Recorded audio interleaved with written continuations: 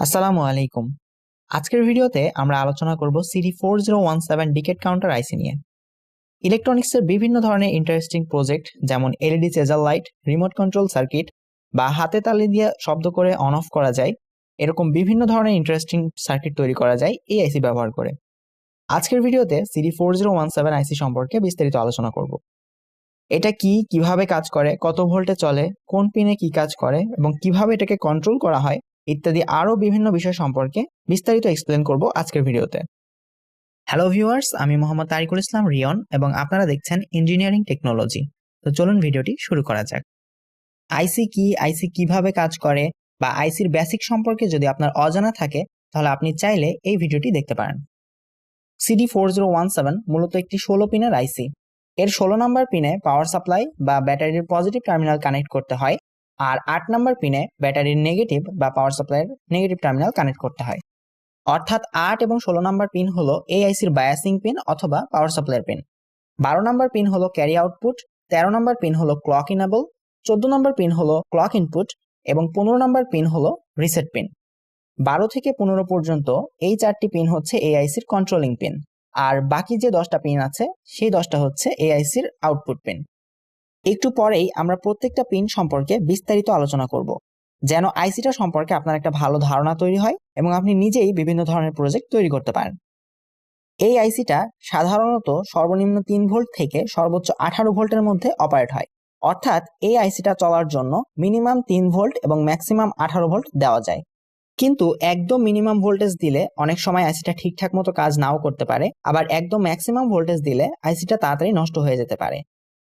এজন্য 5 থেকে 15 ভোল্টের মধ্যে ভোল্টেজ রেঞ্জ রাখলে বেটার পারফরমেন্স পাওয়া যাবে। আমি এখানে পাওয়ার সাপ্লাই হিসাবে 5 ভোল্ট ডিসি ব্যবহার করেছি। এই আইসির আউটপুট পিনগুলো এলোমেলোভাবে সাজানো থাকে। যেমনটা স্ক্রিনে দেখতে পাচ্ছেন যে আইসির 1 নাম্বার পিন থেকে 6 নাম্বার আউটপুট বের হয়েছে, আবার 2 নাম্বার পিন থেকে 2 নাম্বার আউটপুট বের হয়েছে এবং 3 নাম্বার পিন থেকে 1 নাম্বার আউটপুট বের হয়েছে। এভাবেই 10টা পিন থেকে 10টা আউটপুট বের হয়েছে।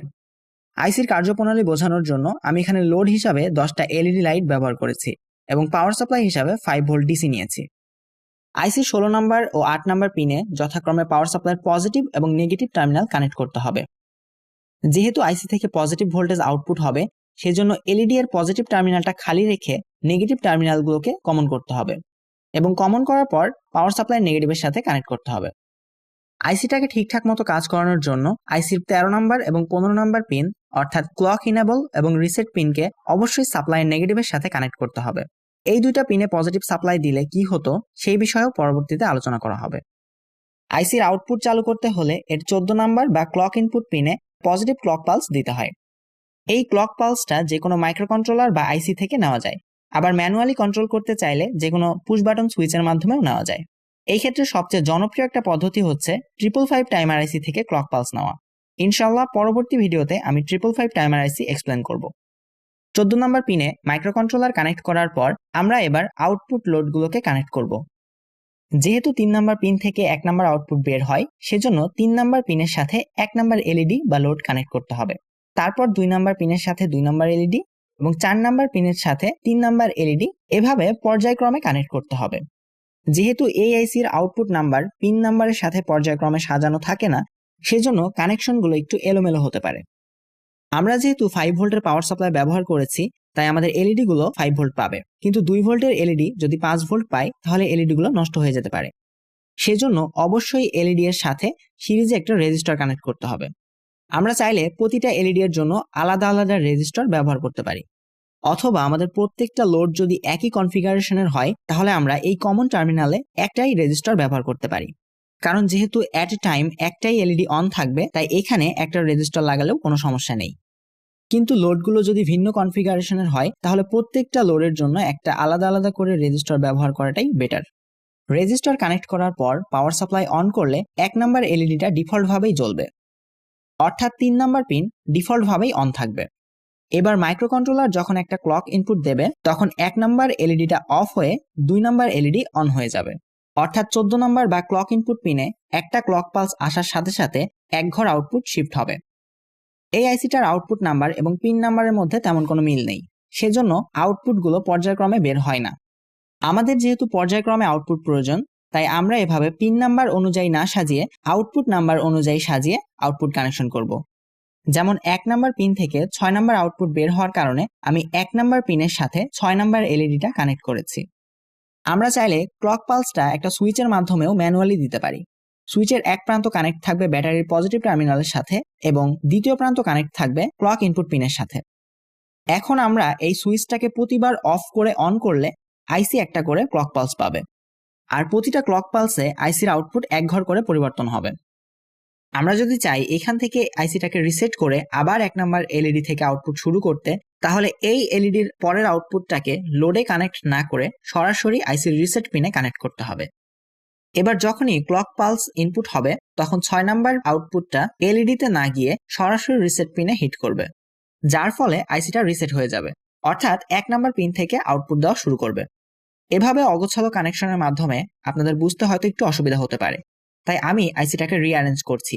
এখানে ডান পাশের সংখ্যাগুলো হচ্ছে পিন নাম্বার আর বাম পাশের সংখ্যাটা হচ্ছে আউটপুট নাম্বার।